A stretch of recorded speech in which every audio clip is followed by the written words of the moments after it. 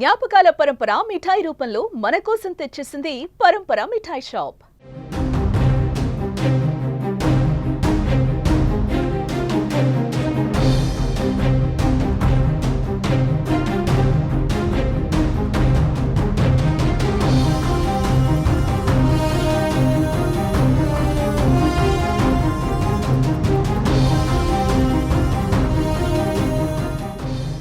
ఏపీలో స్థానిక సంస్థల ఎన్నికలకు కసరత్తు మొదలైంది. స్థానిక సంస్థల ఎన్నికలను 4 దశలలో నిర్వహించేందుకు సిద్ధంగా ఉన్నట్లు రాష్ట్ర ఎన్నికల కమిషనర్ నీలం సాహ్ని ప్రకటించారు.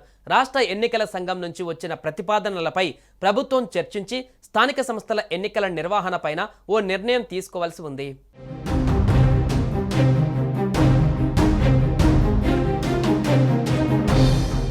ఏపీ స్టేట్ ఎలక్షన్ కమిషన్లో ఎస్ఈసి కీలక సమావేశం నిర్వహించారు. స్థానిక ఎన్నికలు, కొత్త ఈవీఎంల కొనుగోలు, రాష్ట్ర పంచాయతీరాజ్, మున్సిపల్ శాఖల సెక్రటరీలతో నీలం సాహ్ని సమావేశం నిర్వహించారు. సమావేశం అనంతరం 4 దశలలో స్థానిక సంస్థల ఎన్నికలు జరుపుతామని నీలం సాహ్ని వెల్లడించారు.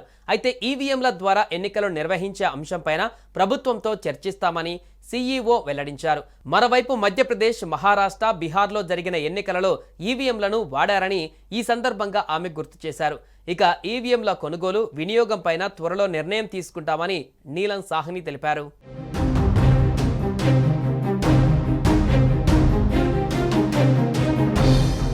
ఇక ఏపీలో 3 నెలలకు ముందే స్థానిక సంస్థల ఎన్నికలను నిర్వహించే యోచనలో ఎన్నికల సంఘం ఉన్నట్లు తెలుస్తోంది.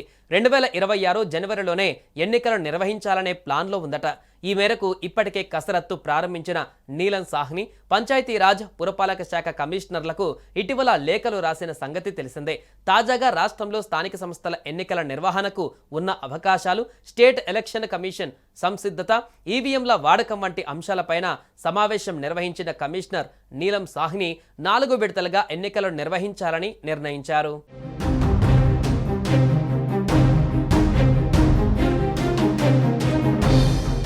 ఇక కేంద్ర ఎన్నికల సంఘం ఆదేశాలపైన రాష్ట్రంలోనూ 18 ఏళ్ల వయసు నిండిన వారు ఓటరుగా నమోదవడానికి ఏడాదిలో 4 సార్లు అవకాశం కల్పించేలా చర్యలు తీసుకోవాలని రాష్ట్ర ప్రభుత్వానికి సూచించామని నీలం సాహ్ని తెలిపారు.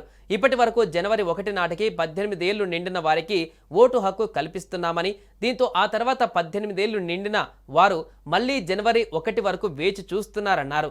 అలా కాకుండా 18 ఏళ్లు నిండిన వారు జనవరి 1తో పాటు ఏప్రిల్ 1, జూలై 1, అక్టోబర్ 1న కూడా ఓటరుగా నమోదు చేసుకునేలా పురపాలక, పంచాయతీల చట్ట సవరణ కోసం ప్రభుత్వానికి సూచించామని నీలం సాహ్ని వివరించారు.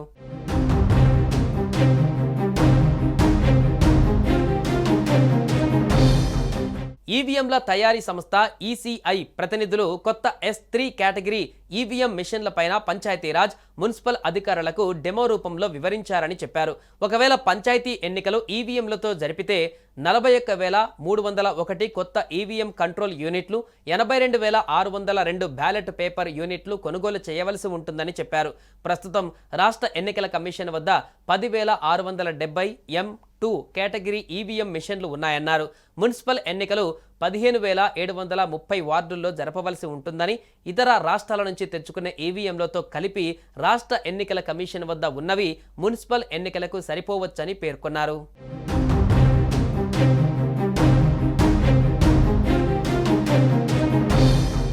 ఎన్నికల నిర్వహణ షెడ్యూల్ పైన కసరత్తు చేస్తున్నారు. 2025 అక్టోబర్ 15లోగా వార్డుల పునర్విభజన, రిజర్వేషన్ల ప్రక్రియ పూర్తి చేయాలి. అక్టోబర్ 16 నుంచి నవంబర్ 15లోగా వార్డుల వారీగా ఓటర్ల జాబితాను సిద్ధం చేసి ప్రచురించాలి.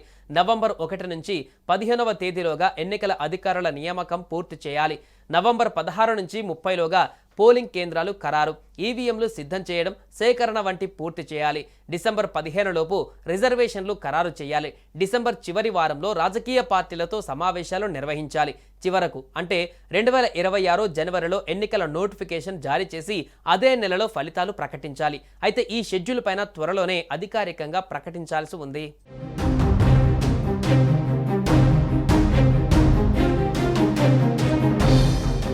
సుమన్ టీవీలో మీ పర్సనల్ అండ్ బిజినెస్ ప్రమోషన్స్ కోసం కింది నెంబర్కి కాంటాక్ట్ చేయండి. డ్రగ్స్, గంజాయి లాంటి చెడు వ్యసనాలకు దూరంగా ఉండండి. తాత్కాలిక ఆనందం కోసం జీవితాలని నాశనం చేసుకోవద్దు. డ్రగ్స్ విక్రయాలు, దందాలు నిర్వహిస్తే 1800599699 టోల్ ఫ్రీ నంబర్ కి కాల్ చేయండి. డ్రగ్స్, గంజాయిని నిర్మూలిద్దాం, భవిష్యత్తును కాపాడదాం.